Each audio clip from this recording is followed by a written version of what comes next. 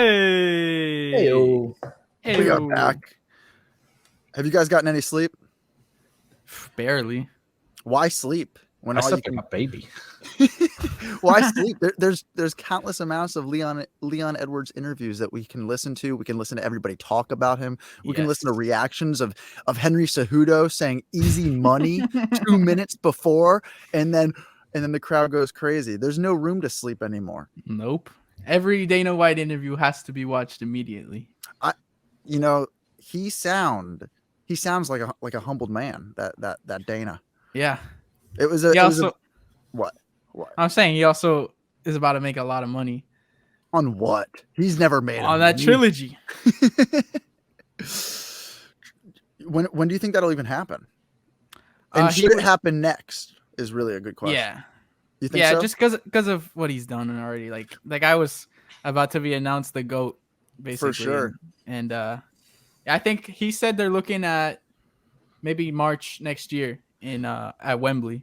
Yeah, but he also just got brutally knocked out. You could give him a little time to recover and let Leon fight like the winner of Nate Diaz and Hamza, and then just as soon as Kamaru's ready to go, just put him back in for the title shot.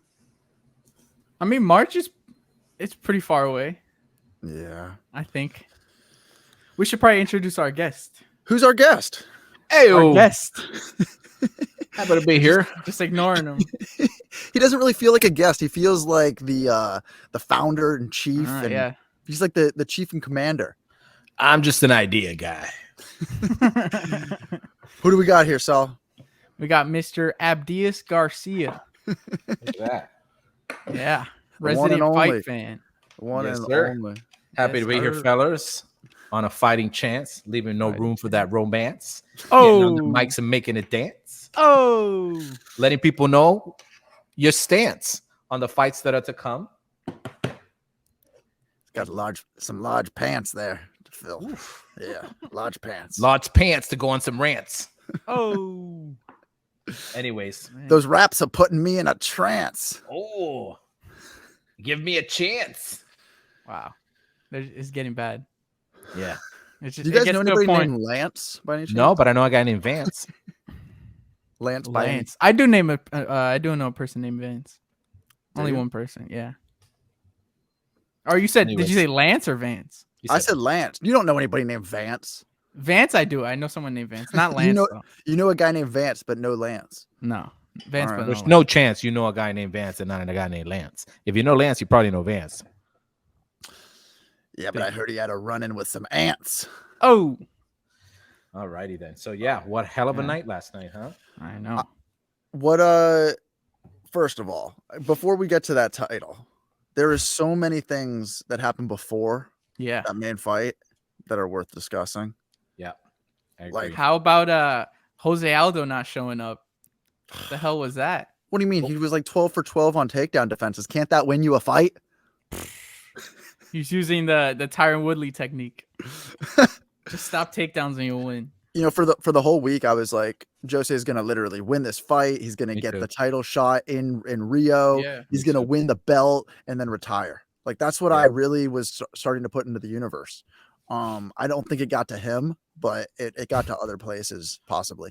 Yeah. But Merab is he's got some stamina.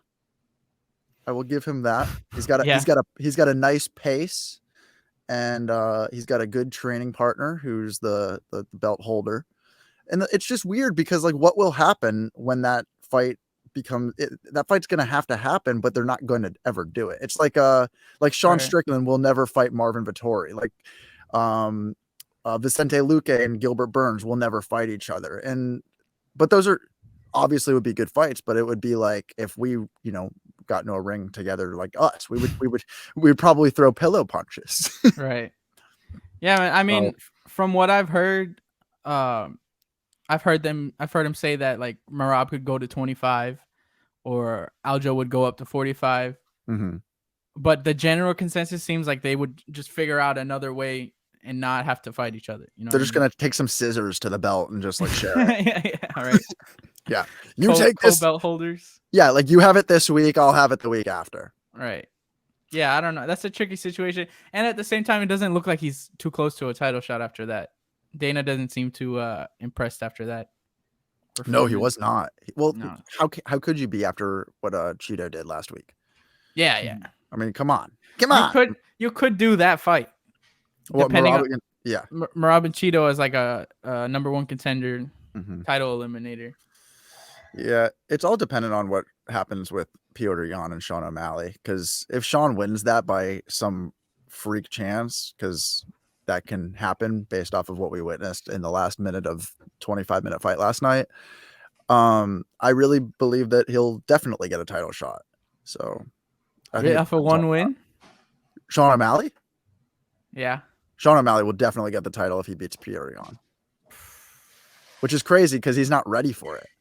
Nah, man. I don't know. I think what they should do, not that they would do it, is that he should fight Cheeto. And then the winner of that goes to fight the title. Sean? Yes. If he wins the Piotr fight. Yeah, but let's not forget the UFC is a business. And, I said that's what should happen. And Cheeto put some hurt on Sean O'Malley in that last fight. That Sean, that they're calling a no contest. Yeah, it wasn't a no contest. We all know where that was going. Yeah, come on. He ate an elbow to the dome. Yeah, I think that was a fair stoppage. Speaking of stoppages, what about that Tyson Pedro stoppage last night? That was quick, and that kind of kick. Emily even asked me, she's like, can they do that? Like, can somebody? I'm like, what do you mean? Like, she's like, that could really like break his rib. I was like, what do you think we're watching right now? Do I was like, are we watching a safer punch? Yeah. Is this Teletubbies? Yeah. That looked like it could cause some damage to his orbital. His orbital. His rib orbital. That was nasty. Yeah. I don't think that guy was prepared. With all due respect, I mean, not the guy for Tyson Pedro. Although I understand he's coming back, but from the last fight, like they should have thrown something a little bit more. I don't know. It just unless he made it look so ridiculously easy. Right. A less hairy situation would have been nice. Yeah. I like how John Anik said it was a favorable matchup. Yeah, definitely. Favorable. I mean, he was like a minus 700, and everybody's like, "Who is Tyson Pedro?" Like, it's like, "Oh, that's who he is." Yeah, people forgot that dude was on a tear before he got injured. Mm-hmm. Then he tore something. But yeah, for sure that was. I mean, it's a cool fight. It was definitely a cool fight. It was. Showed his skills. But we skipped all over. Was it Altamira? Is that his name? So that's the fight. Yeah, you guys were texting Saldana? me like, "Victor's a beast. Victor's a beast." Yeah. No, Victor. Altamirano. Yeah, Altamirano or whatever. You guys were texting me while I'm sitting at a dinner table, being like, "Why aren't the fights on? Why? I'm eating some mahi mahi, but there's no Victor on the TV." Yeah. It was still a delicious meal. But then you guys are texting me like, "Victor's a beast," and we already knew that because that was part of Saul and I's prediction. So we knew that was going to happen. But that was a fun fight. It was, man. It's a great way to open the card too. Like it kind of set the tone. It was he got the bonus, I believe, right? I think he got he got the performance of the night. There weren't a lot of bonuses given out last night. I think fight of the night was actually Costa. For sure. Yeah. Fight of the night was Costa. Performance of the night was Leon Edwards. And Victor got him. And Victor. He gave out 2. It's interesting because I was not a UFC fan like during Luke's heyday. Like I was not. We had a heyday. I didn't watch Strikeforce. I wasn't into it when Luke was the champion. When he got knocked out by Bisping, like I didn't really even know much about Luke. Like even when Blachowicz knocked him out, like I wasn't a diehard then. Mm-hmm. But this week, the last few weeks, like listening to Luke has been pretty awesome. Like just like let's see what this guy can do kind of thing. I mean, bringing different energy than, he seemed like a changed man. And I got to say that was an impressive 15 minutes for anybody to put themselves through and to just keep going. Like, I mean, because I was watching it be like, this guy's got money. This guy's got, he doesn't have to be there. Right. And then at the end, he's just rubbing his blood all over Paulo Costa. Like that's how he chose to go out with a bang. Yeah, that was some That was a little homoerotic weird. Cannibal Corpse shit right there. Yeah, That was it was quite interesting. bizarre. Homoerotic Cannibal Corpse. Yeah. Like Cannibal Corpse is just backstage every night, be like, lie down, let me bleed on you. That was really bizarre. I think he was fighting himself. That's what I Yeah. saw. I saw a guy battling his demons in a cage, and Paulo was just there, kind of hosting. But Yeah. it seemed like he was just fighting himself. He was very emotional, and you could tell it. He was just really struggling with. It was probably the most emotional fight I've ever seen. For sure. No, I Yeah. was even listening afterwards. I was just like, this is, heartbreaking, but also like, it gives you anybody who's putting themselves through that, like you feel for them because they're going through some stuff like you're talking about, like fighting their demons. I mean, even all week, like DC's asking him, like, where are you going to pull from if you have to face adversity? He's like, I don't need to pull from anywhere besides I'm a man fighting another man in this cage, and that's all it takes for me. And you really witnessed that. Like you witnessed him fighting through pain, whatever he's gone through, like mental, a lot of what, we're not in his head, but it just seemed like he was battling a lot in there, not just Holocaust. Yeah, that's what I mean. I think he was coming to terms with the end of an era. He probably made this fight his. If I win, I'll keep going. If I don't, and I think it's a humble and vulnerable stance, and at the same time, it leaves a massive opening to what happened, because maybe had he gone in and be like, no, there's no way I'm quitting, or there's no. But Dana always says, right, the minute you start thinking about retiring, you're already retired. Yeah, and but those were some powerful shots he was still throwing. That's what I'm saying, though. That's what it felt like. He was fighting himself, going like, no, you can't stop. No, you got to keep going. Mm-hmm. I've never seen anything like that, to be honest. I've never seen anything so heartbreaking. Yeah. And at the same time, like fucking raw, inspirational, and like it was awesome. It was a great fucking fight. And Luke is a stud. There's no doubt about it. Mm-hmm. He was a stud for a long time. He's just kind of cringy sometimes with his comments, but he fought the best fight he could have fought that night, and it was raw. It was raw emotion. Which the cool thing about that is that most people don't get to see that side of fighters, right? And they think they're just these kind of stone cold people or whatever, and like it's completely the opposite of that. I know. And sorry, what? No, go ahead. I've honestly been feeling like you've been like witnessing a lot more of that even this week. With, like Justin Gaethje's like interview yesterday, like talking about Charles Oliveira. I don't know if you guys saw that or not. Yeah. But, dude, I gotta watch that.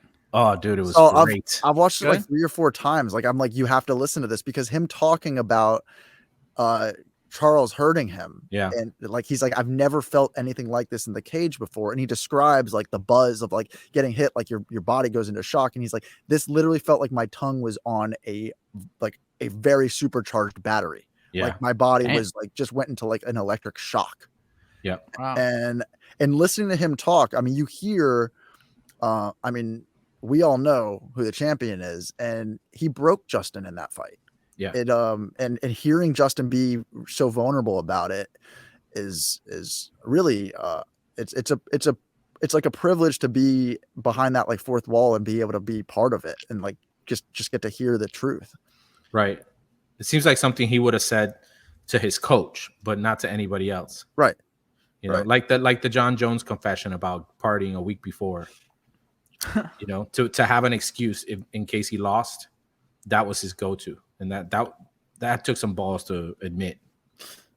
Yeah, or like John Jones whenever he's getting arrested is like the most vulnerable thing you could ever witness. It is kind of messed up that they put out all those videos, like, dude, it is immediately after he gets arrested, like, watch him get arrested. Man, the one where he's like outside of an apartment and he's like just in his car and then a cop comes up. I mean, I'm like by like 10 minutes into that, I'm just like crying. I'm like, oh no, this is a guy who's been hit way too many times. He's drunk and it's very sad. Like any of those things. It's up there with the Luke fight last night. Yeah, What'd you say? No, go ahead. I was gonna say, like, I think Luke really kind of redeemed his career last night, and all like you said, he's not his personality's not the most appealing, and he's been chinny in the last couple of fights, so he gets a lot of hate. And then this one, he kind of he showed everyone that he is tough, and he can go in there and hang with the guys at the top. But it was like you said, it was really raw. Have you found his interviews this week to be cringy? Honestly, I didn't watch him. I started watching the one with DC. He seemed upset. Very. Yeah. But I didn't finish watching it, not because I didn't want to. I think, I caught a glimpse of it. I had to do something else. But I do intend to go back because it seemed like it was contentious, which is weird because DC's his friend, Yeah. Him and DC have a weird relationship compared to the other AKA guys. Is it the kind where he rubs blood all over his face with his nose? I don't know. It's just he's always it's with them too. It's always different than like with DC and Kane or Khabib and all that. This seems like there's some kind of animosity. Well, yeah, because I think Luke has this like these demons that we're talking about, and DC is like a cartoon character. Yeah. Yeah. And even DC has been different the last ever since everything happened with his parents, starting with his dad and then the mom and all that. He is also you could tell it's like it's not that, a little bit of that light is gone. He went from 100 watts to like maybe 40 watts.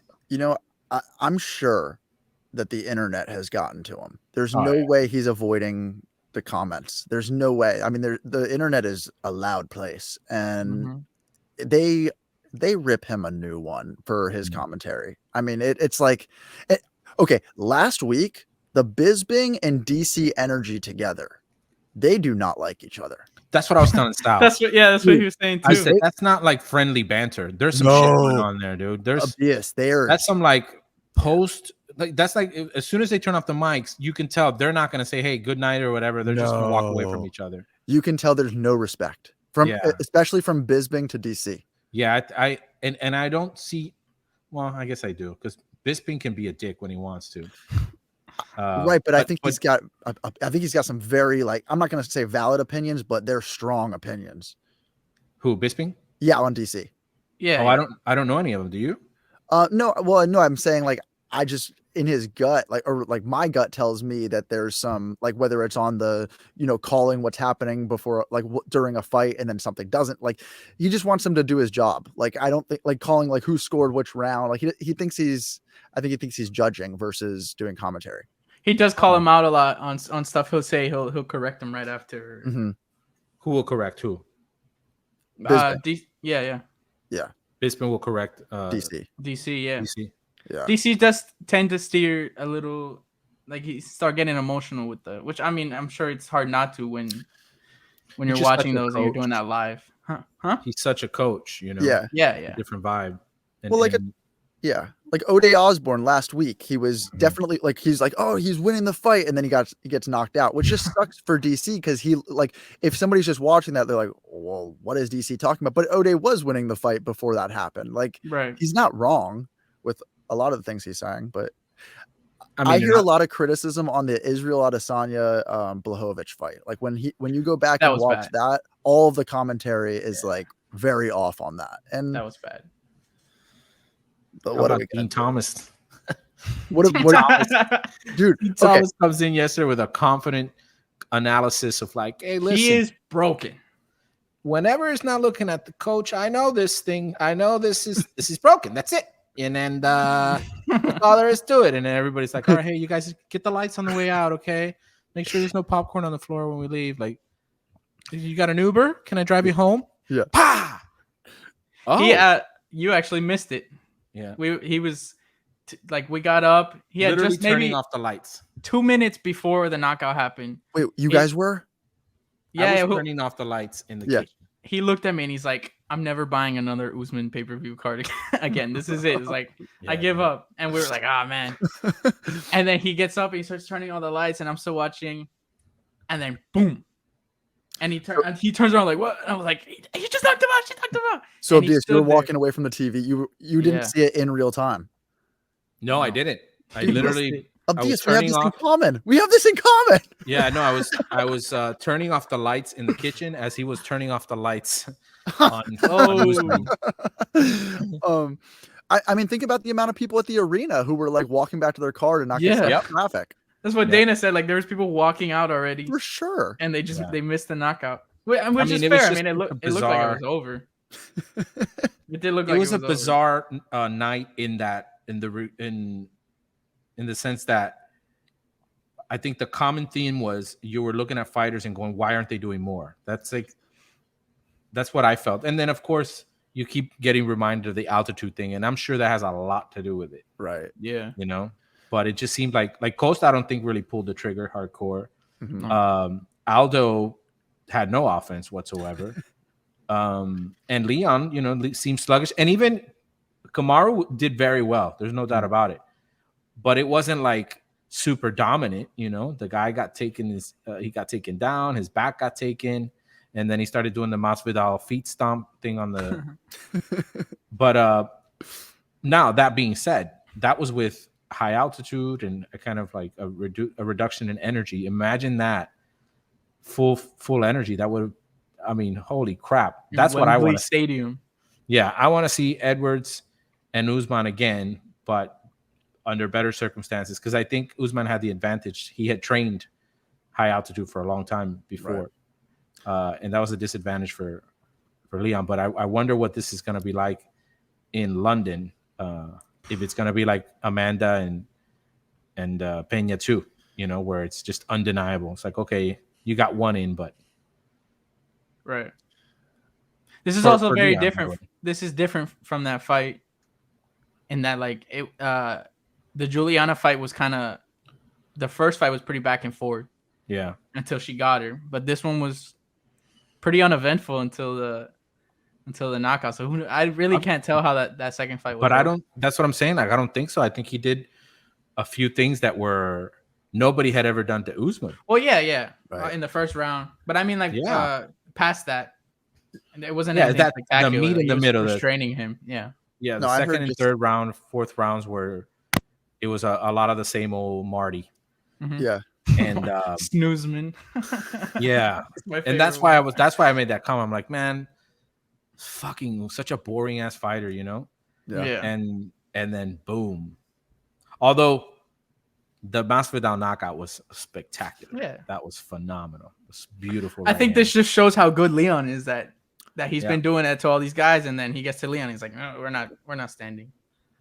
Yeah, he definitely did not want to stand. Mm-mm. You could tell. But yeah, amazing card, very emotional card. It was interesting to see Kamaru still arrogant after the fight. He really was looking arrogant, even walking out. Dude, super. It was incredible. Like it was a like indignation. Mm-hmm. You know, like it was like he was a lord, right? And somebody took his crown and said, "Oh, but you're not blue blood. How dare you?" It was. He didn't even clap like when they announced dude, it was so he corny. Just stood there like staring at him. Like, it was kind hey of man, weird. that's another man who beat you, right? So be humble, because everybody saw it. It's not like you can hide it and talk about it, and like everybody saw him knock you on your ass. Mm-hmm. The least you could do to save face is be humble. Yeah, and you might have gotten some followers after that. You might have gained a lot of credibility after that had you been humble after that. But the fact that he acted that way, I don't know. That was a. Then again, I'm not a knocked out, undefeated, undefeated champ who just got knocked out. I don't know how I would react either. Abdias, I believe on the last podcast that you were on, you said Kamaru will beat Leon 100%. I totally believed it. I know. That was, and then Saul told me that you changed. Like you guys have been having a lot of conversations about Leon, and you're just like, no, I think Leon could do it. Well, here's the thing about life. You change. You hope so. And if anybody ever told me, yeah, but one time you said, and I'm like, yeah, and I probably said 7 other versions of that. Because I'm going to go with the best evidence on hand. So at that moment, I didn't see it happening for Leon. But there was something about, as you started putting this together in terms of the mindset around it, which I think is Kamaru's definitely one of his strengths, is his mindset. Leon was unshaken by the whole thing, like just completely unshaken by it. And I said, that could be an advantage. And then you look at the fact that, okay, the guy is definitely a better striker.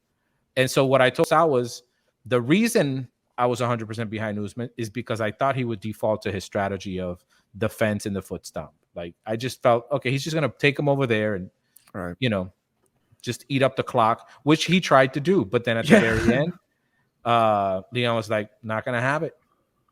I ain't going out like that. Headshot. And look at me now. Wow. He nailed that post-fight interview. Yeah, so I don't think that. Me saying 100% was misplaced. No. It was wrong, obviously, but it's one of those occasions where I'm really happy I was wrong. Right. Yeah. I'm very happy I was wrong. I've never been this happy at, I mean, I for sure have never been this happy at any UFC event, but this is like up there with like big events in my life. Like I was like, I was sitting in front of the TV for a while, just like listen. I had my like ear like up to the speaker because I was like around like 5 people who were just like, what? And I'm like, no, let me listen to what's actually being said there. Like, like I just wanted to be, with Leon, just giving him a hug. Like it was just beautiful. It was awesome. I couldn't stop smiling, man. I was just like, yeah. When you texted me that, I'm like, that's exactly how I feel. Yeah, dude. That was awesome. That's definitely a top moment ever. No, I really can't think of a better UFC moment. Yeah. I like what Joe Rogan said too, that like that this is the best head kick knockout of all time, I think. Just the stakes coming into this. It's so much bigger than Yuri's chokeout over Glover because that was a back and forth war. This was not.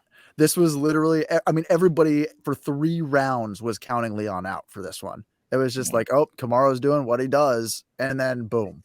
Where like Yuri and Glover was like, I mean, there was moments for Yuri. Yeah. Both. Yeah, exactly. Oh, what a freaking knockout. Really impressive. I told Sal because his birthday was on Saturday. I told, can you imagine if Leon Friday. If Leon wins, like for your birthday, it's a nice little birthday present. He just in his post fight, he's like, "This one's for you, Sal." Yeah, happy birthday, motherfucker! 10-fight win streak. Yeah, that was awesome. And if you look at the 2 stories that converge there, right? There's Usman's story of being undefeated, which is impressive as shit, all the way from, the Ultimate Fighter to coming in and really just doing what he said he would do. I mean, that guy never lacked confidence. I remember watching him on the Ultimate Fighter, and I said that dude's going to be a champ. Like, there's no doubt about it. Yeah. And to have that level of dominance against some really big fighters, and become, this figure that could have easily been up there with GSP and Anderson Silva. Silva obviously on the continuous wins, and then with GSP in terms of GOAT status or whatever.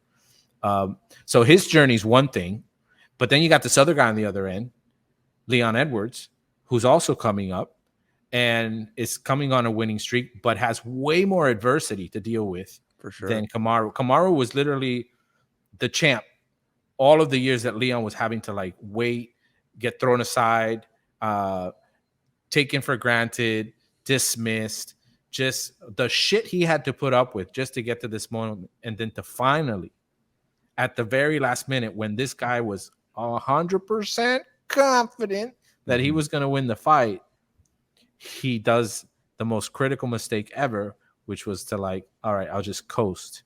Because what he should have done is he should have taken him to the fence like he did before and keep him there. Yeah. Like, you don't hold a rabid dog down and then say, oh, he's probably tired now. No.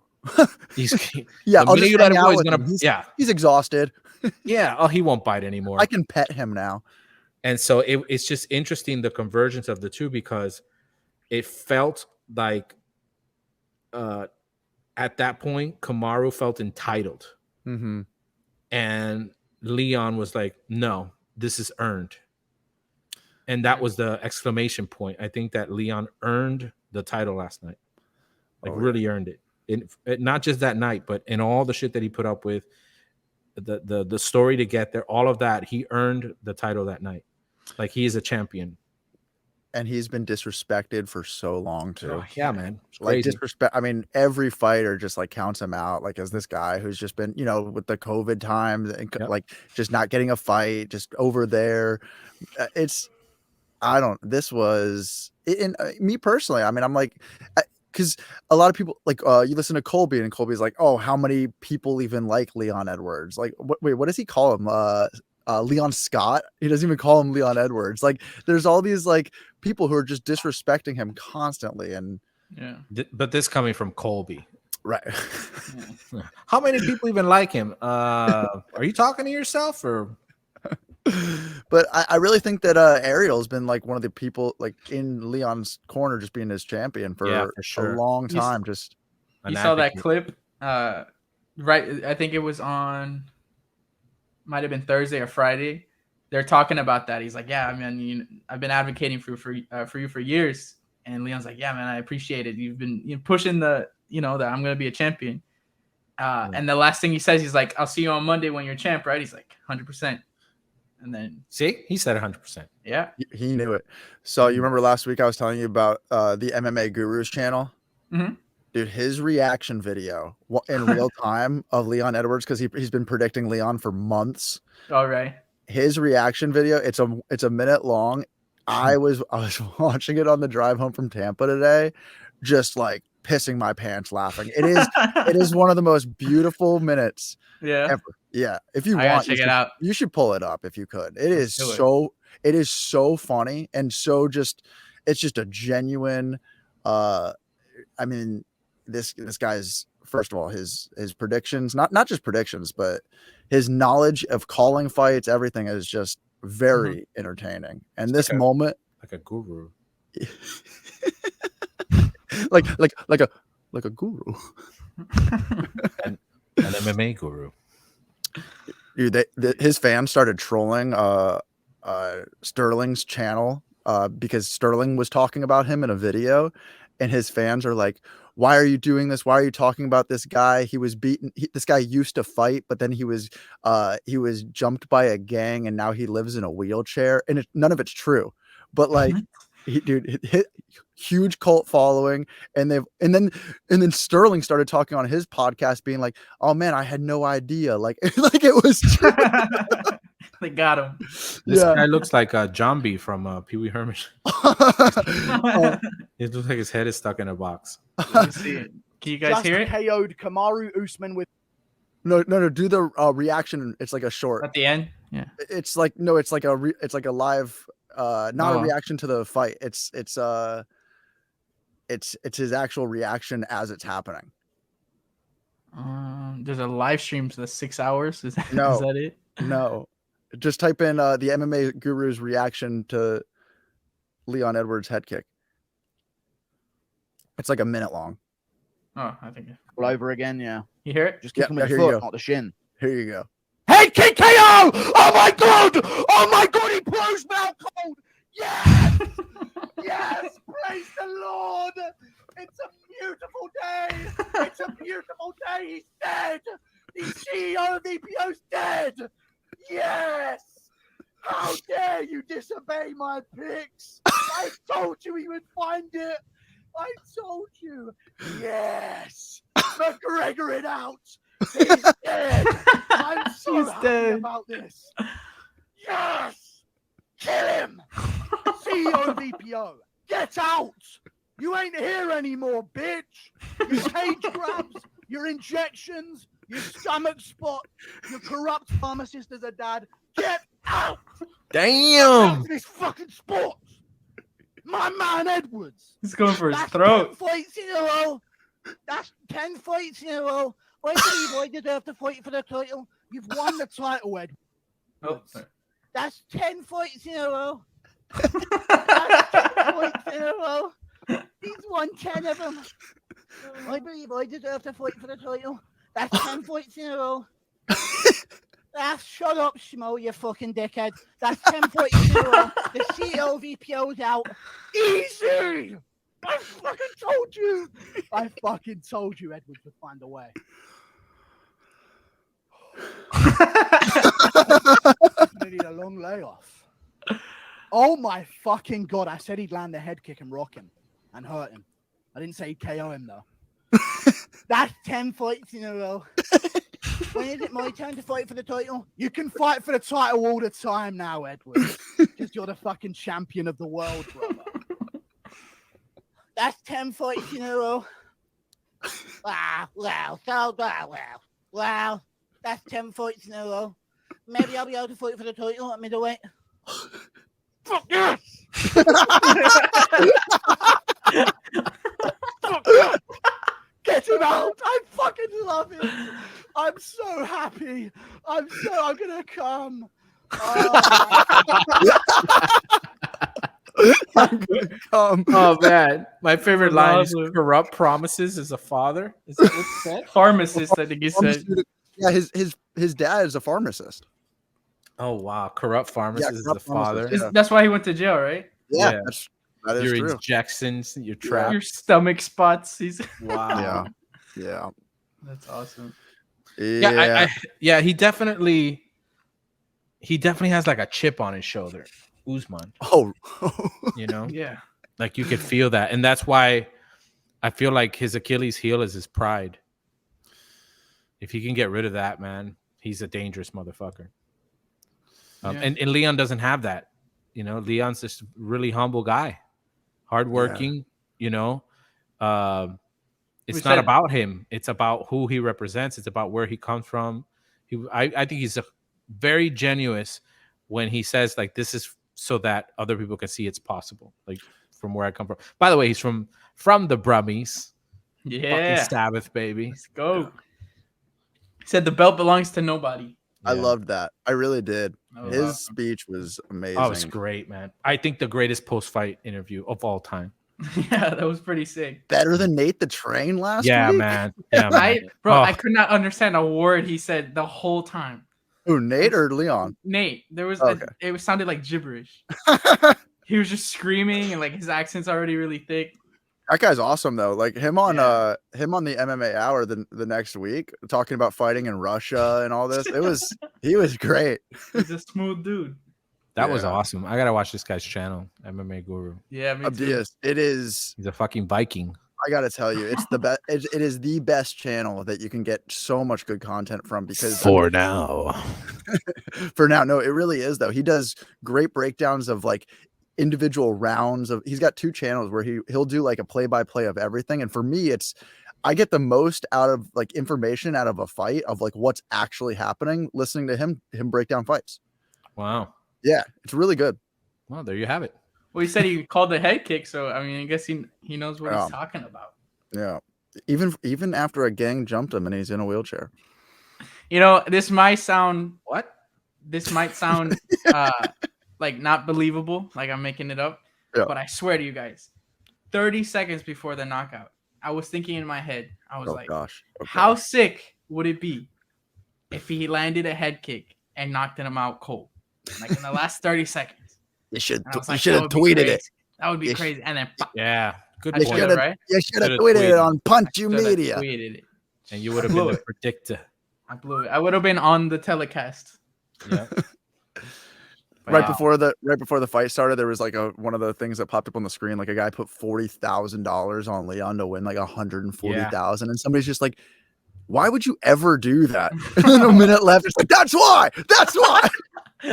Yeah, I remember seeing that when the fights started. That was like at the beginning of the card, I think. Mm-hmm. Yeah, that's crazy. And Drake. Aldo got hit with the Drake curse, man. Yeah. Again, he keeps taking all these guys out. Mm-hmm. He needs to just get away from MMA already. Who, Drake? All these dudes, yeah. Dude, yeah, unless he's taking Molly and Patty. Or Izzy. I think Izzy won on a Drake curse. Yeah. That's it, though. That Romanov fight was pretty surprising. Yeah, I thought he was gonna. Yeah, you said. I thought he won. Robbery. You said robbery. I think so. You think like a blatant robbery? It wasn't like a dominant performance, but I don't see that going to Tybura. I don't know what he did more to get it over Romanov. Is how that was like the only fight that we didn't call correct, I think. Yeah, I had Romanov. Yeah, me too. I would have gotten perfect picks if he had won. I think so too. I mean, you did say Sean Woodson would win, but it ended in a draw. And I'm gonna say that's a Sean Woodson win, even with that. That dude ruined a really great Mhm. opportunity to get a nasty knockout on a big card for clowning. Did you know it was going to be? Did you know it was illegal right as it happened? Yeah, I mean, yeah, it's absolutely. pretty clear. You could see the hand on the ground. Like it was pretty undeniable. That was a definitely jackass of the night award. Yeah. He did it 'Cause twice. it was just complete jackass stuff he was doing. Twice. It's like, what are you, bro? Like you rocked him and then you walk away and start celebrating and oh my god. Yeah. Emily's family was like, "Oh, he knocked him out," and Emily's like, "No, no, no, no, that's illegal." That's like just Yeah. calling. He's learning. Yeah. No, And she's he's good, lucky except when landed on the Tyson thigh. Pedro kicks a guy in the ribs like Oh, that. okay, just that one kick. Yeah, just that one. She's like, "Can that happen?" Yeah. I mean, that is dangerous though. You know, you can get a broken rib, it could puncture your lungs. I mean, You could really That's hurt somebody. It's a nasty kick. that was a nasty ass kick. There was a lot. Actually, I think last night the king was the kicks. Last night was a lot of kicking, Mhm. a lot of kicks to the body, a lot of kicks to the legs. More than striking, what you saw was a lot of leg shit last night and wrestling, kicks and wrestling, kicks and wrestling. That's the face of MMA today. Oh, and the buggy chuck, right? Bogey. That was pretty crazy. Ooh. Buggy choke? Buggy choke. Yeah, he almost got it. He had it Yeah. lost. Did you? Okay, so did you guys notice when they're calling that? Rogan's the first one that says, "Oh, it's a bogey choke, right?" And then DC's like, "What the hell is that? I've never seen that before." And blah, blah. And then he's like, "Yeah, this is really high level stuff. You know, this is what's going on. And unless you're really studying what's going on with the jiu-jitsu world, you wouldn't even know what that is." And then there's silence. No, literally, that's what happened. And then Emily's dad goes, "Well, it doesn't seem to really be that effective either." Dry commentary. He was like trying to show off there, I guess. No, I don't think Rogan even realized that what he was saying was insulting DC right on the spot. Gotcha. Because I don't think he put it all together. But remember that this guy's Cruz's thing with DC is that he didn't watch tape, he didn't study, he didn't research, right? So on this occasion, they're talking about a specific choke that DC starts by saying, "I don't know what the hell that is." Rogan then says, "Well, yeah, it's a kind of choke that unless you study jiu-jitsu and what's going on, you won't know what that is." You see what I'm saying? Yeah, for sure. So it's kind of late going into that narrative of like, you don't inadvertently, like and I think DC picked up on that because there wasn't any comments after that. It was just like a weird, awkward silence. And even Rogan's been weird with DC. I don't know what the hell's going on. Do you guys have feelings on like do you guys think that Rogan looks different? Obviously, I have no idea. So this is just a blatant question based off of people around me's perception. Yeah, you're not missing out on anything, Jared. I promise you. I hear you. What do they mean look different? Like his face or no? Well, I don't really specifically know, but I hear he looks a lot bigger. I hear the shirt, the tie, like the tie, like that's the only thing I noticed, that he's switched up what clothes he was wearing, but he looks the same. Inflamed? I don't know. Puffy? Maybe he's just he's older and he's getting puffier. I don't really know. Growth hormone, like too much? I don't know. Yeah. I'm not too focused on Joe Rogan's. You're not? How he looks. You're in the media. You have to be focused on the king. On his appearance? Everything. I listen to all the episodes. Do you? Yeah, not all the episodes. I listen to the ones I want to listen to. But you know. Yeah, no, I haven't noticed anything. How about Tony Ferguson, 170? He's fighting the Leech? The Leech. That's happening, right? That's what they said. It hasn't been. I don't think they've confirmed it. Dana confirmed it. Oh, he did? Yeah, I heard him confirm it last night, and it was the first I'd actually had heard of it, and I was just like, ooh. Yeah, because I think Ariel broke it, and then they asked him at the post fight, and he confirmed it. I know how we all feel, but I know, I'm terrified. I'm so scared, bro. we cannot have more. We can't have more damage on Tony. Yeah, dude. Like, there's no one else you could give him at 170, bro. You got to give him to the Leech. Yeah, can't you just give him to like somebody who isn't fighting? Can't you give Pull him Ben Askren out of retirement? Make that fight. That would be good. I don't think Tony's out of the picture. I think he's had a series of just weird shit, kind of like Leon, you know. a streak of bad luck, if you will. But I don't think Tony's the kind of guy you would discount. Like, No, it's just he's that good. The power on the other side is what scares. Yeah, you know what I mean? but I'm 'Cause just he's saying, being like, Tony's one of those guys that can pull something out of nowhere and be like, well, there it is. Like, he could have a Leon moment, you know. And that Chandler fight was almost like what's the opposite that should have happened. It should have been Tony doing that. That was his kick. Like, yeah. Tony throws that kick. He kind of used something from his own playbook. But I wouldn't discount Tony Ferguson, especially with power. That's true. He'll be hydrated, or not hydrated, but he'll be full at 170. Yeah. He just cut a lot. Very, very interested in seeing him at 170. That's going to be awesome. I think he's undefeated at 170. Yeah? I might be wrong. He's fought once. Well, he came onto the scene at 170, I think, off of The Ultimate Fighter. He wasn't even a lightweight. Did he win The Ultimate Fighter? Yeah. Yeah, right? Yeah, he got I think he beat Manny Gamburian. I think that's who he beat. Yeah. Wow. And he got like all knockouts on the show. Yeah, I feel Tony's story's not over. Yeah. I hope not. That would be, if Tony Ferguson wins the title, that would be the best moment of all time. Do you guys watch the Contender Series? Yeah. Yes. Did you watch last week? Oh yeah, man. That was a great card. Great card. Dude, that Jose Johnson guy is pretty awesome. Yeah, he is. Yeah. We've been watching this season pretty religiously. I think the only one we missed was the first one. Yeah. Well, in real time. Yeah. And that one didn't turn out too great, so I think we're fine. Bo Nickel, that dude is a problem. Do you think they're gonna give him a contract? I mean, if he wins, I think they just booked him. If he wins, you have to give him a contract. I think they could have given it to him last time. I don't think they're setting up a story. It's all shtick. Yeah.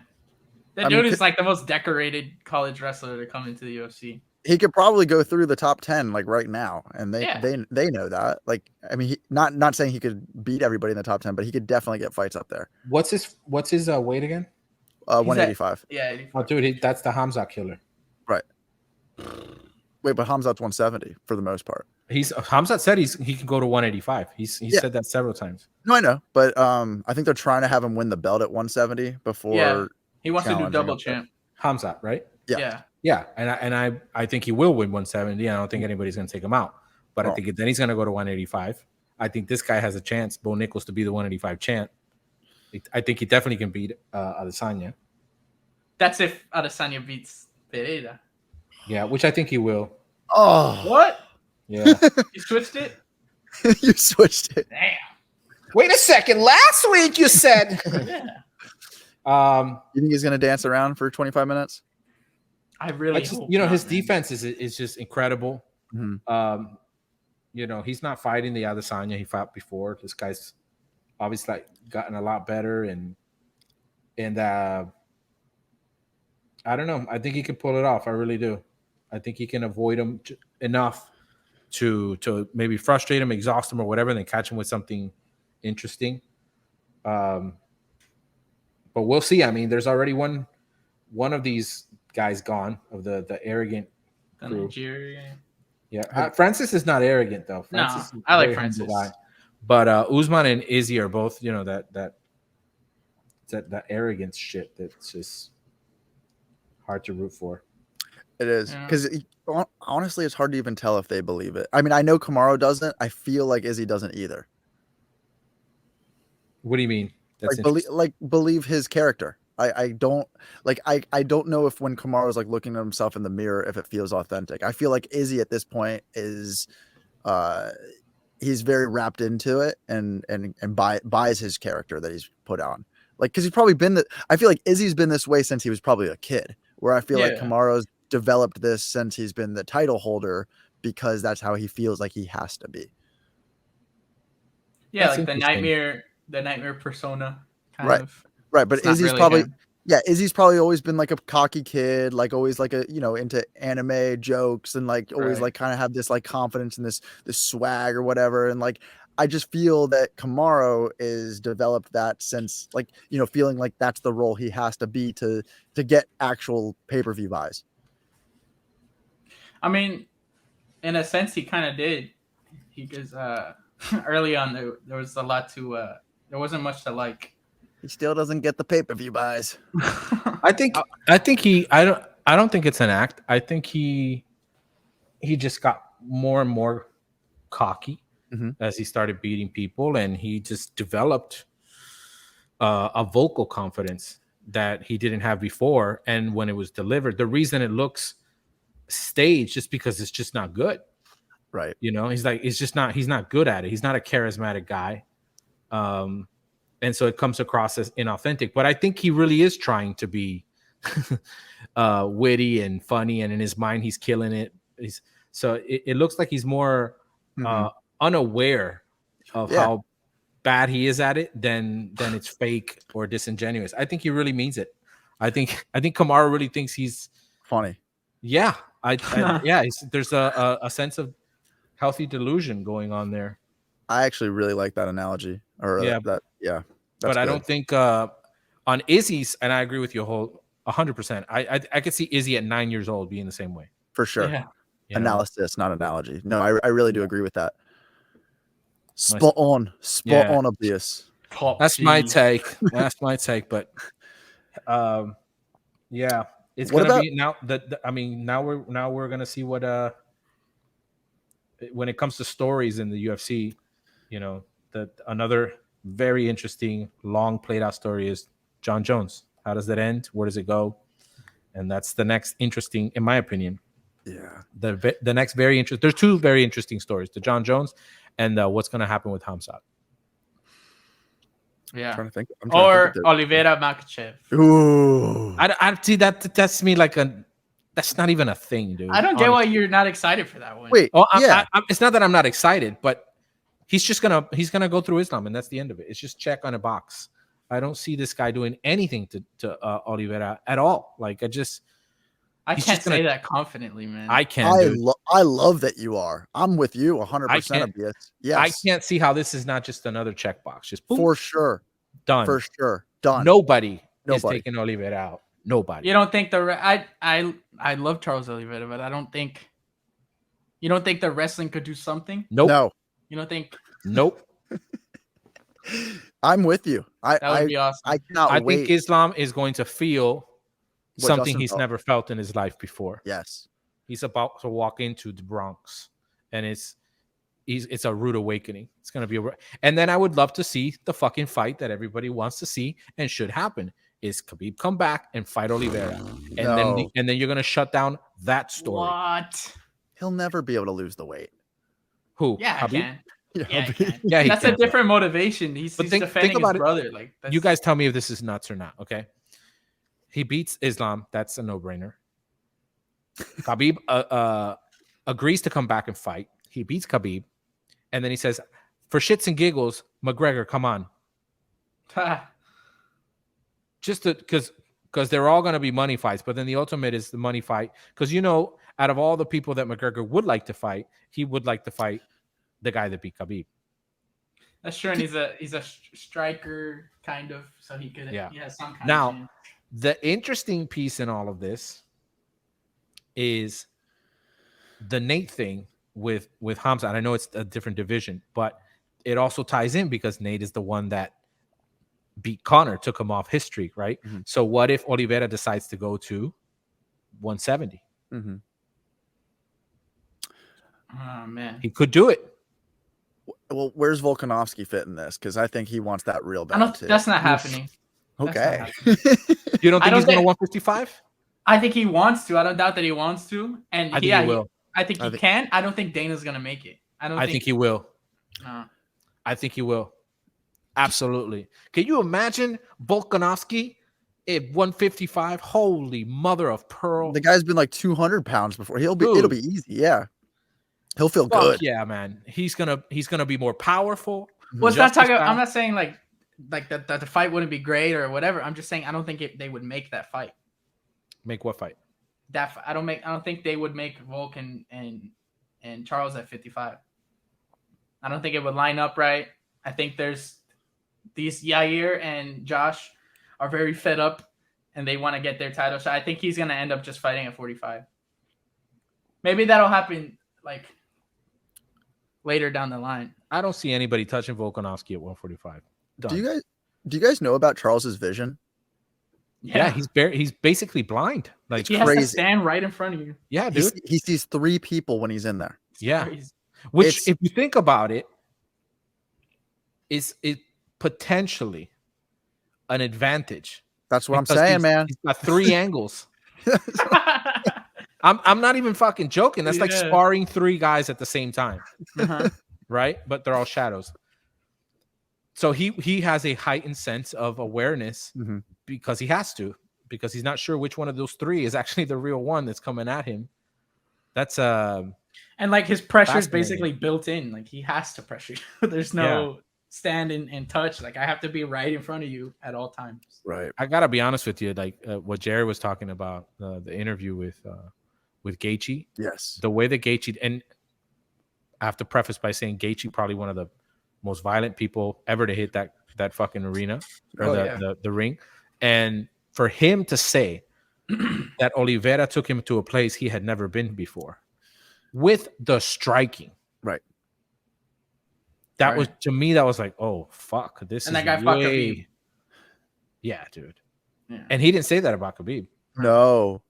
No, and it's funny because there's interviews before this one where he's talking about how he's never felt anything besides being in that cage with Khabib. And this was like, he didn't even remember who Khabib was when he was talking about this guy. It was really, I loved it. I loved listening to Justin's honesty about that. Because it was, what an assessment, man. What an honest fucking assessment.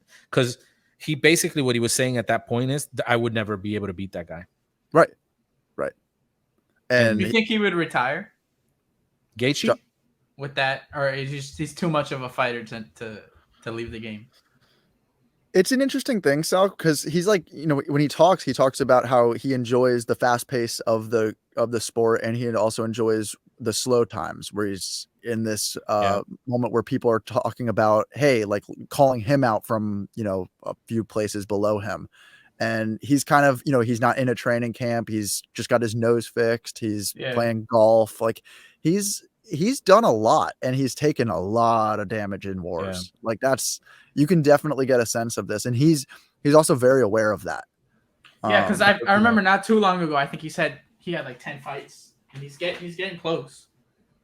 Yeah. And they're not boring fights. No, they're wars. Yeah. That takes a real big toll. I think that fight might've changed him.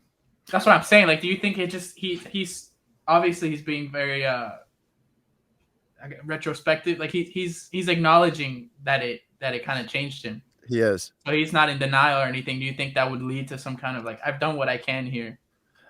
I don't know that. That's not what I got from it. I think that he recognized that there's this guy that exists in his category that he can't beat. Right. And so if your whole thing is you want the title, that's the ultimate goal, and you fought for the title, and the guy that you fought for the title basically said, you're not even in my area. Like I'm like you're afraid of him. You don't want to fight him again. Yeah. I don't think he's incentivized to fight for the title anymore. And if you're not incentivized to be the champ, then what are you incentivized to fight for? Just money? Right. If it's just money, then you're not going to pick the really hard fights or the whatever. No. It's just going to be strategic about what's a money fight. Right. Exactly. And to go out in his contract. So I saw a guy very different from Justin Gaethje, the animal. This guy tame. was the human. Yes. Yeah. Like the beast was not there. It was the human. It was, the son, the father, it was the human being Gaethje being like, hey guys, like, I've been to the promised land, and it hurt. Yeah, he's like in the first 10 seconds, I was hurt bad. It wasn't like 4 or 5 times during the fight. He said within 10 seconds I was hurt really bad. You haven't seen that, Sal? You should pull that up and watch. I saw the clip where no battery thing, but I haven't watched it yet. It's a 10-minute thing, but like the point that we're talking about is in the first like few minutes. If you want to pull it up, it's powerful. Pull it up now. It's a hot take.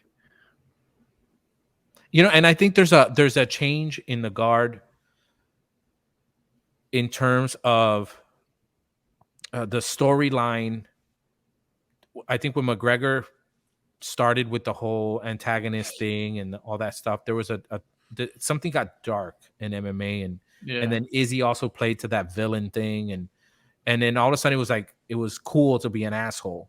And now I think with maybe it started with Rose with her speech, and then like if you see Patty's speech after he won recently, and then you see Leon's yesterday, like it seems like the narrative is changing to like enough of this shit, you know. Or Luke, even this with his interviews and stuff. Yeah, it's almost like the fighters are now going like, listen, it can't all be about money and show business and entertainment. This is our lives that we're putting on the line, and we shouldn't have to suffer because we're not willing to do the ass clown thing that you guys want us to do. Like you pay us to fight and put on a good show in the ring, and that's what we're going to do. If you have to put on a better show outside of the ring, then we're not signing up for that. We don't care about that.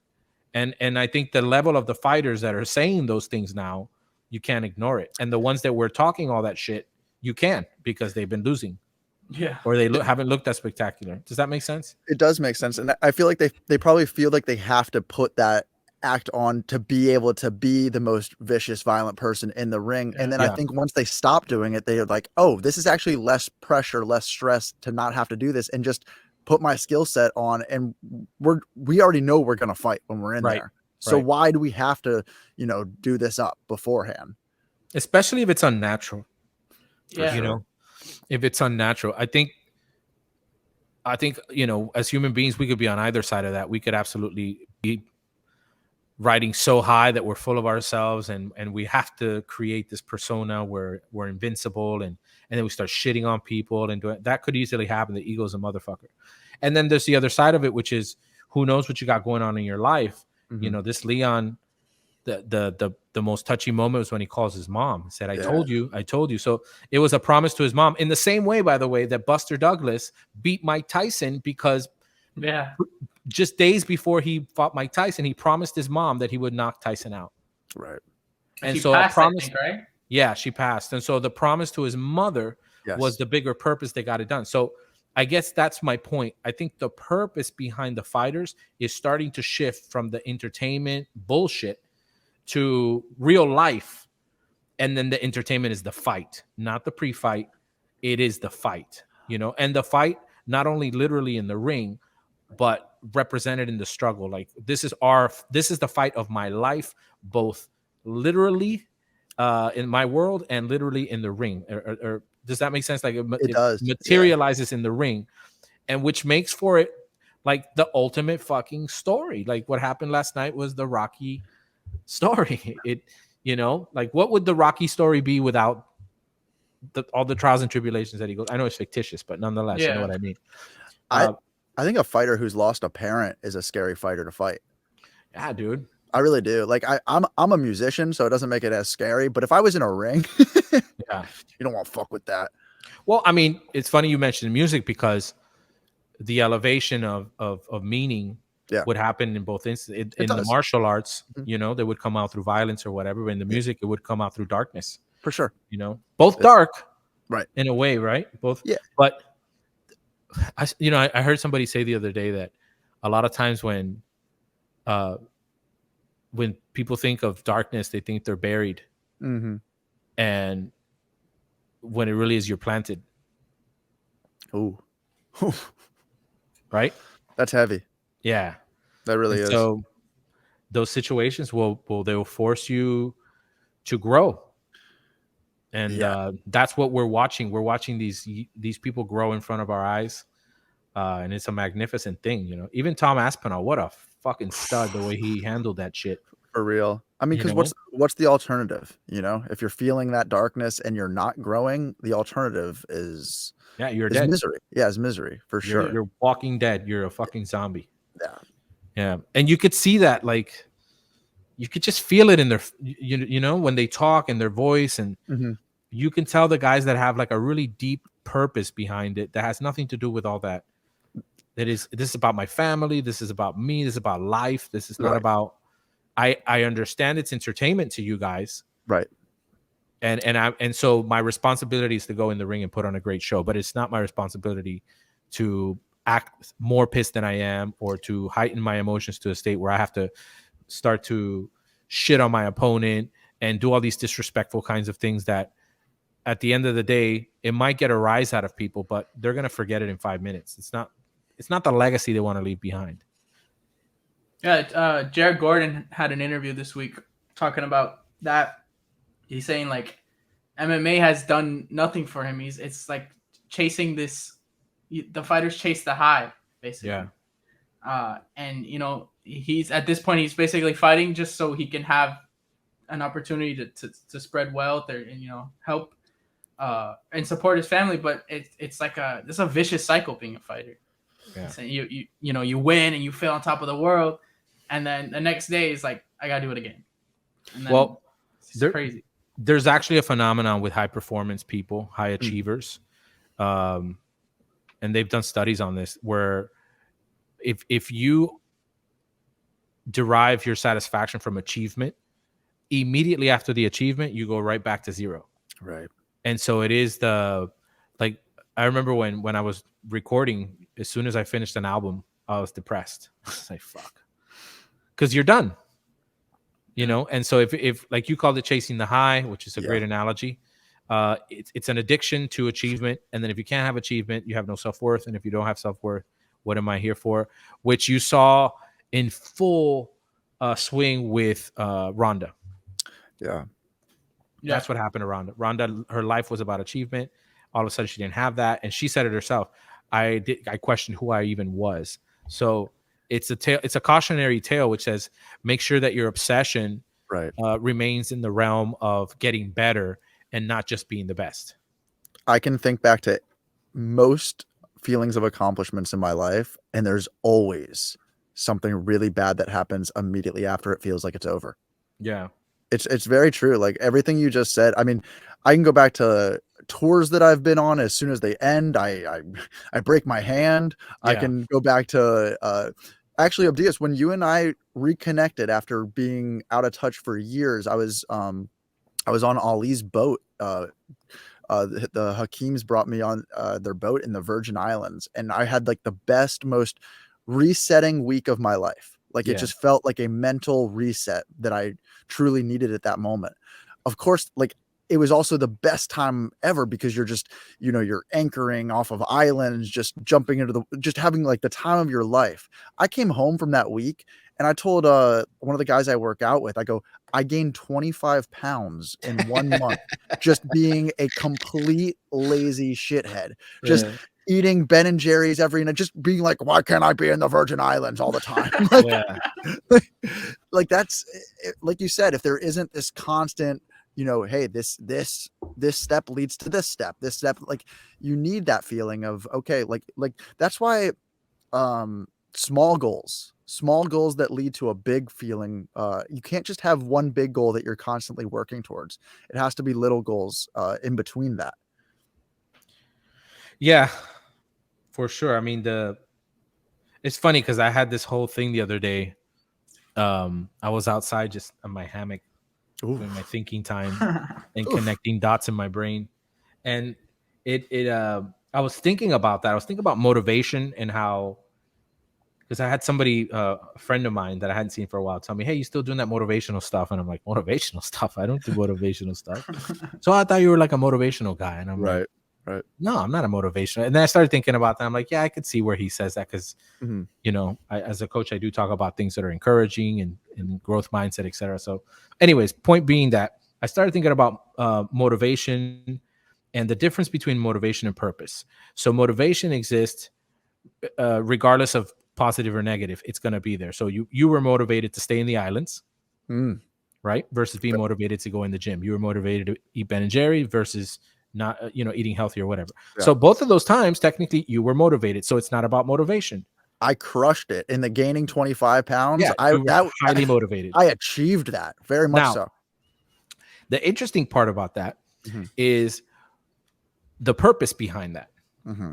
So the reason that, and I'm assuming here, but the reason that probably wasn't longer that time is because you couldn't sustain that with purpose. In other words, you could not find the purpose behind being like that all the time. Correct. right? So then it doesn't. So what it really comes down to is, unless you have purpose in what you're doing, you will not have fulfillment. And if you don't have fulfillment, you'll always be empty. So it's not even about the goal; it's about purpose. It's not the what you're doing. It's not the fight. It's not the championship. It's not the album. It's not the tour.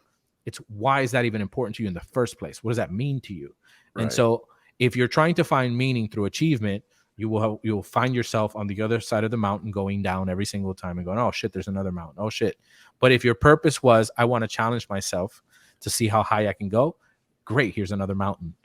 It's all about identifying what your purpose is. And so the classic example of that was the Leon card and the Usman. That represents two sides that we're talking about. On Leon's side, it was purpose. It was meaningful to him to win. On Usman's side, it was achievement. And you saw that play out in real time. And which one of those had the most impact and resonated with that audience? The real deal, the one with purpose. It wasn't the achievement. Nobody was sad for Usman. Right. You could be a motivated individual. You could be somebody who, like, for me, with music, I'm never somebody who's giving up. I'm always like, okay, let's try that. Let's try that. Let's try that. But if it doesn't feel purposeful, it's like, for example, like last week I started doing this looping thing, and I was looping all these parts, like coming up with songs like on the spot, and it felt very creative. And literally after just a few days of doing it, I missed it this weekend. This weekend of not doing it, I was like, oh, I cannot wait to get back to keep doing that. Get back in the loop? To get back in the exactly. No, but which is a very different thing than searching, the feeling of searching. Yeah. And the feeling of like, oh, does that feel good? I like it because it's music, but does that feel authentic? Does it feel purposeful? Like, and it's really interesting because what you're saying is without purpose, you will be wandering. Yes. Which I like that you use the word searching, because the similar, I guess, intention would be discovery. Yeah. Right. So if you're searching for something, you've identified what it is you're searching for, and that's why you can type it into your Google, or you can get on a map or whatever. But discovery is different, because discovery comes from exploring, and exploring comes from taking risks. Yeah. It comes out of curiosity. So there's this openness about that. There's this willingness to embrace the unexpected, the unknown. You're open to that, which is an expansive way of going about your life, versus searching. With searching, what do? You start to refine and identify exactly. Like if there was a person missing, the first thing you would say is like, what do they look like? Blah, blah, blah, blah. You'd get really specific so that search can be more effective. On the other hand, if you said we want to discover something, where the hell would you even start? Because you don't know what you're going to discover. Yeah. That's where I want to explore to see what's over there, and I might discover something. All of that is so ambiguous, but it's fucking exciting. And it's putting you on this sense of being fully alive. Why? Because at any moment, it could be the most amazing time you'll ever have, or it could be the most detrimental thing you've ever done in your life. And you don't know which one of those it's going to be. And both of those are vital. Like I feel like being in that situation where you are going to feel alive, or you're going to feel like, oh, this is a bust. Like you have to be in that risk area to make it happen, for it to feel genuine and purposeful. Yeah. And I think we don't really, especially in the United States, we don't appreciate how so much of the world is in that state involuntarily. Like here, you almost have to put yourself in that state. You do. But, in many countries, that's just not that's not an optional thing. It's like, yeah, I'm going to start to like get comfortable with being uncomfortable. It's just like, no. Abdias, that is hilarious and so accurate. Like in America, it's like, oh, I'm going to push myself to take cold. I'm going to fast. I'm going to do a 3-day fast in a cold plunge and then walk on coals. It's true, man. And do Wim Hof breathing. Yeah. And it's so funny too, because you would think, right, that prosperity and abundance and all these which are great things if you think about it, that would lead to a better society. It's quite the opposite, because it leads to entitlement. And then the most dangerous part of it is not knowing how to deal with adversity. And so when going back to, I'm going to always bring this back to Usman. With the Usman fight, what did you really see there? That there was a fighter who was used to adversity, Yes. which was Leon. Yes. Things not going his way, time and time and time and time again. And then you got Usman, whose work ethic and all of that commendable, definitely champ shit, discipline, all of that. But the adversity was never really, really there. You know, in terms of the fight game, I don't know on a personal level. I don't know his personal life. Right. But on the fight game level, there was no real adversity. He went on the Contender, he won, and he just went on his little rampage, you know, and caught people that were not at the level of Leon, of a well-roundedness. He either got a good striker, or he got a good grappler, but never got a full skill set kind of guy like a Leon Edwards, a mixed martial artist. And so that adversity came at the last moment, you know. And so this is my hope for Kamaru Usman, because you're probably listening, Marty. Listen here. Marty. That could have been the greatest day of your life yesterday, depending on your mindset. But you could have been handed the most magnificent gift yesterday, which is to show you you're vulnerable. And that's perfectly okay. So fucking relax. It's not the end of the world. Don't go now on this, you know, I'm going to, like the comedy made, I'm going to kill him next time. You're not going to kill anybody. You're getting highly emotional is just going to make you more weak, because that's going to be a huge distraction. So relax. You got checked by a better man that night, and you have an opportunity to come back and show you're a better fighter, and it's going to be okay. It's not the end of the fucking world. All right, Marty? I think you're going to get a new client there, coach. I hope so. I hope so. Is your phone ringing? Yeah. And then historically, really good fighters get so much better when they experience that loss. It changes them.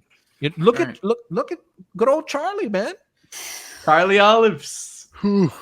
Come on, man. I mean, that's the guy. Losses. That could be Kamaru. That could be Kamaru's man. He could be the next Charles if he takes the attitude that Charles took.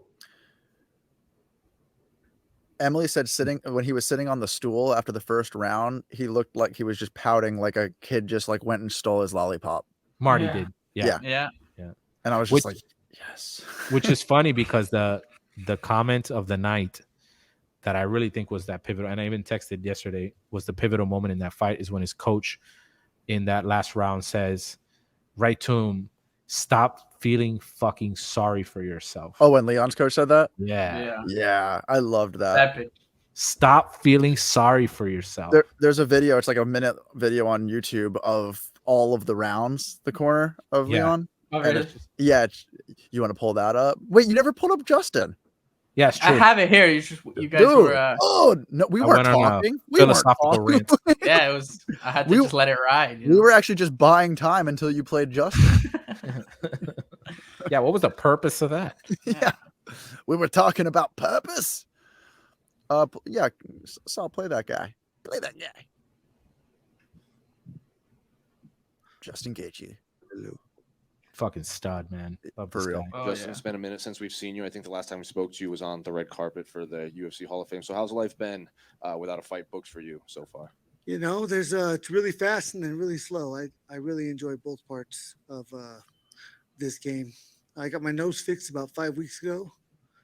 So, you know, anticipating my food is something I've been really enjoying. You couldn't smell. Well, given that I'm sure you haven't been in camp or anything or training, given you had, given that you look had fat, time to let the rest of your body heal up too from just constantly being in camp over the last few years. Yeah, I think so. I think, you know, my last fight, you know, Charles was brilliant, you know, and he hurt me often. He hurt me early. 10 seconds in, I was, you know, really hurt.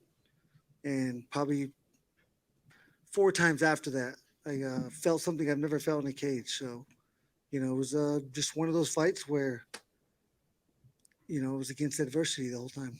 I was gonna ask about that. I think after the fight, the cameras picked you up saying like you hit really hard when you guys were both leaving the octagon. So did that catch you off guard? That how powerful and crisp his striking was? Yeah, I mean, it's a feeling. It was a feeling I've never felt. Usually you get hit, call it a buzz, call it a flash. And this is more like my tongue just went on a super powerful battery, and it just my entire body. It was crazy. So yeah, it was perfect shots. Perfect time, one or the other, and yeah, it was the factors that I faced that night. And then since that night, you've had a couple lightweights even called you out. Fiziv's called you out. Gamrot's called you out. So what do you make of like even though you're not That's in so camp or taking powerful. fights, that these lightweights are still calling you out for fights? Yeah, I mean, it cannot be a bad thing. That when people are saying your name, it's free publicity. And I've been away. I didn't talk to you guys after my fight. I got hit hard. You guys get to see the fun part, but you don't get to see the aftermath. And there's a factor. Every fight, and this fight particularly, I was not ready to talk to you guys. Not because I didn't want to, because I wasn't able. So yeah, it's the name of the game. And of course you have. Damn. And then he goes on to say that that Islam, he's 100% sure that he's not going to be able to run through Charles. Yeah, 100% confident 100%. will not dominate is Yeah. the exact quote. Yeah. There you go. Which is what I was saying. Yeah, literally. Literally. He took the words from Gaethje's mouth. That's crazy to see Gaethje talk like that. It is. Thank you, It's, buddy. knowing everything that guy's, all the fights, the wars that he's been through. And that one fight was like, damn. That's pretty wild. And Oliveira is a similar story to Leon. Also with the background, coming from the trenches. Yeah. And all that good Bronx. stuff. Yeah. I feel like this is now going to be a great platform for people. If more guys like Leon and Patty get up there and use it as a platform, they know their influence and they can influence people in a like the softer approach. Well, the more human approach and the more Yeah. progressive approach, which is, Right. I get it. It's violent, but it's supposed to be art at the same time. Right. We're not barbarians. It's not a street fight. These are high level athletes, high level fighters, and they're martial artists, and that should come with a level of prestige and not just. It's very emotional. Yeah, man. It brings a lot of hope to a lot of people. Which I think To the ones who get it. need. To the ones who get it, it does. To the guys who are just there for violence, drinking beer. I love last night. There was like, as soon as a camera went on a guy, he just put a beer on his head, like just threw it all over his face. Yeah. Utah was great. That was a great crowd, surprisingly. Yeah. They had good energy. They were salty. Well, this has been an interesting podcast Yeah. for sure. I'm glad you guys invited me. Appreciate it. Thank you, Abdias. I do want to admit- say, because you mentioned Dean Thomas earlier, I do want to my only comment about him, besides, well, I have two comments. He is great for the most part. I do love when he comes into the picture, but does it not sound like every single time Dean enters, it sounds like a weatherman is in a hurricane? Look, I'm watching the fight from over here, and it's just a little bit difficult to see, kind of not clear as to what exactly is going on. Is this? Oh, it's a man. It's not a woman fighting. Okay.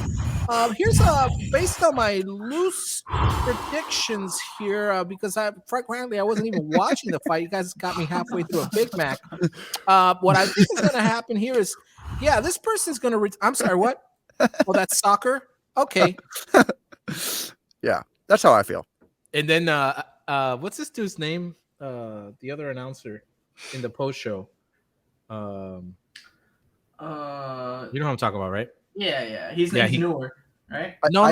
It's this guy's been an announcer for a long time. He does interviews and stuff like that. Okamoto? Yeah. Brett? Yes. Brett? Yeah. Dude, Brett. I have the Brett called craziest- him out on. He called Dean out. He's like, so Dean, seconds before the fight, you were saying that he was broken. What are your thoughts after what happened? He's like, listen. Dean was all like, listen, man. I mean, it's not like it was a miracle that was happening. Everybody was seeing the same. Like he got all defensive. Dude, I went down the Brett Okamoto rabbit hole one time Why? because I really don't like him.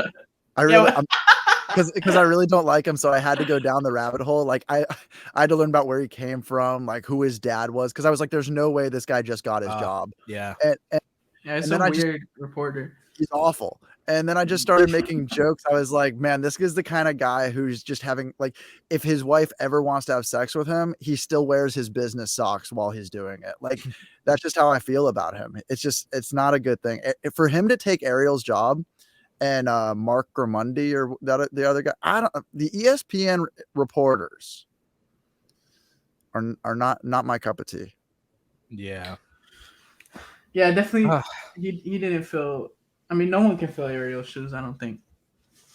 There's only one. What about New York Rick? Could he fill Ariel's shoes? I don't know who that is.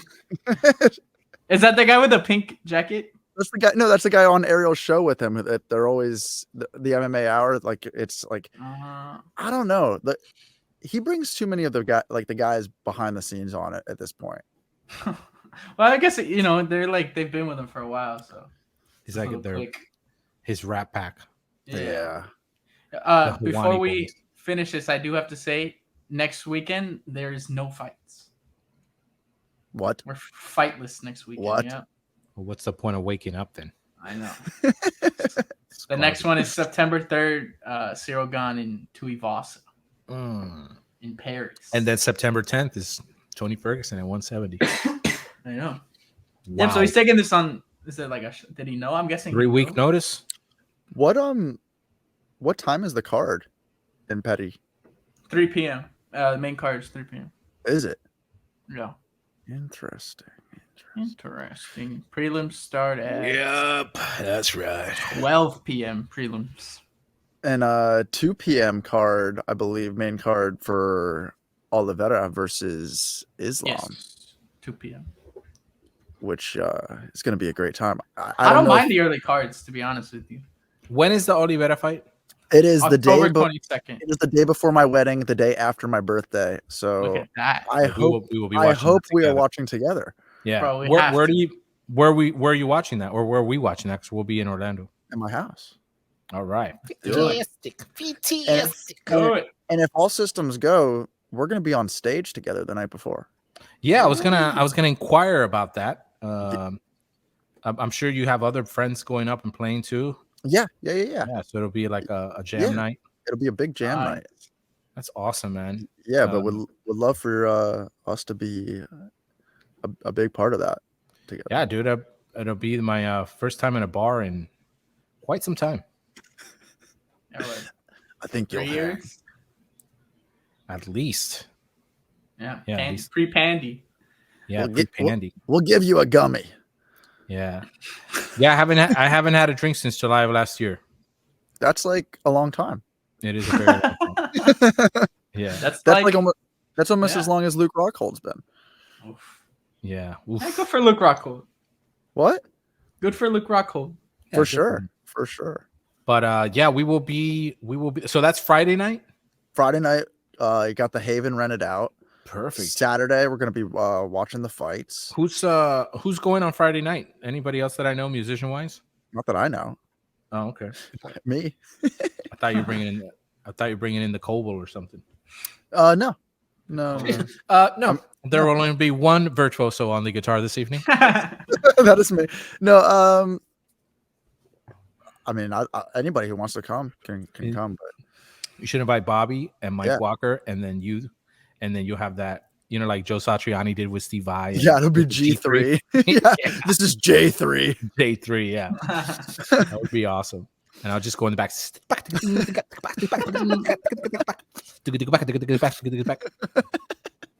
And fucking Mark Portnoy the shit out of the night. Yeah. So you need any help setting up, or because we're planning on heading out there in the early. Seriously, it'll be easy breezy casual. Just come and be a rock star. Cool, man. Nice. Well, I'll be definitely revisiting all my Lars Ulrich's tapes so I can warm up. Lars Ulrich. And just remember that, just to get some of that Lars vibe before Some we of head them out. chops. Yeah, just so I can play with you guys over there, and like rock with you. Definitely gonna take some kind of ear muffling system, because I know it's gonna be loud as shit. Oh yeah. Yeah, we'll turn it down for you. Yeah, I doubt it. Well, Abdias, Okay. Abdias, thanks for coming and hanging out. Hey, no, my pleasure. This was a lot of Thanks for fun, coming on. and kudos to you guys for keeping it alive and giving it a fighting chance. Oh. It's I think now with the combination of Punch You and everything that's happened, it's gonna be. You'll see. You guys are gonna have the MMA guru on your show really soon. Yeah, That'd let's be do awesome. it. Which I highly recommend that you do invite him. Yeah, I'm gonna reach out. You Reach should. out to that brother. Hey, Be like, hey, Jambi, makaleka hai, meka haini home. the last thing I do have to ask is, how was the meat sauce for Sal's birthday? Impeccable. It was freaking delicious. I think we're actually gonna have the rest of it for dinner tonight. There you go. Yeah, it was spaghetti last night. Today's gonna be penne. Ooh, I love changing up the noodle, but with the same sauce. Yeah, That's what I'm. That's my whole life, bro. It's basically what I do. It's a brand new meal. Put that on a T-shirt, dog. I switch up the noodle, but I give you the same sauce. You know what I mean? You don't like this noodle, but I got this noodle. Sometimes I'm coming with linguine. I got sometimes come in with the. I got the pappardelle. Yeah, you got the pappardelle. I got the fusilli. I got bring in the penne sometimes. I got the bow ties.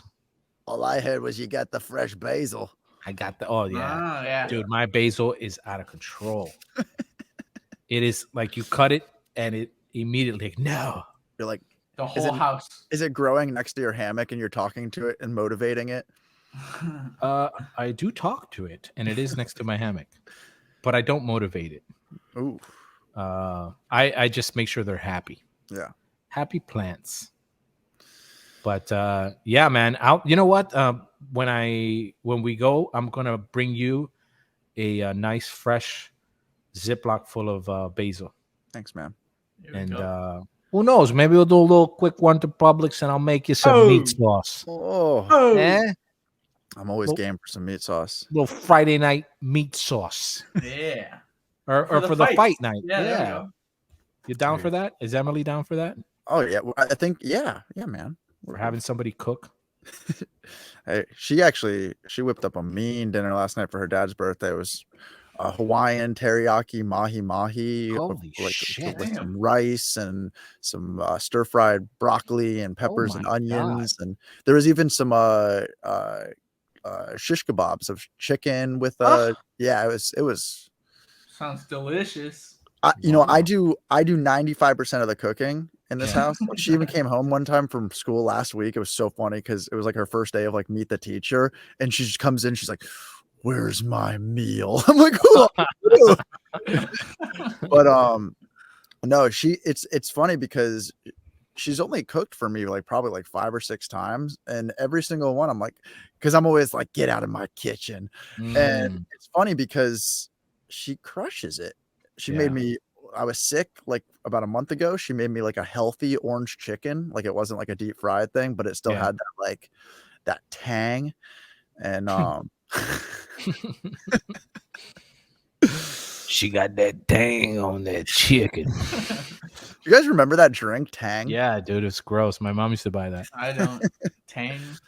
Tang was invented for astronauts on Mars. Really? I'm dead serious. Yeah, that's how it was invented.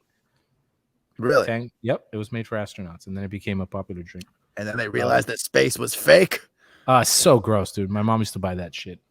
Fucking gross. Yeah. I was like, come on, get some real orange juice. Get some Sunny D. You guys still making your ice though? I like 90% acidity on my drinks. And the machine just keeps getting louder and louder too. Yeah. That machine is like having a furnace. Yeah, dude. Your mom's just buying like all these like attachments for it that just make it louder. It just squeaks now and stuff. We thought it had died a few weeks ago. It got resurrected. And then she was like, "Oh, I think I'm gonna return it." I'm like, "All right, whatever." Yes. And then she's like, no, I think I'm gonna keep it. I'm like, oh yeah, that's fine. And I bought the damn thing, so it's my fault. Mm. But it makes It her does happy. make good ice. Yeah. Good ice. Wouldn't it be ice?